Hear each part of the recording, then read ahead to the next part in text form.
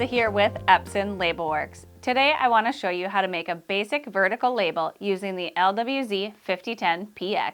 Let's start by opening it up and turning it on.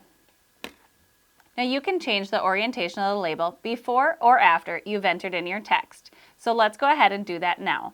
You can find it in the properties. So go ahead and tap the screen and scroll down to orientation. Select the vertical option and then tap the X to exit.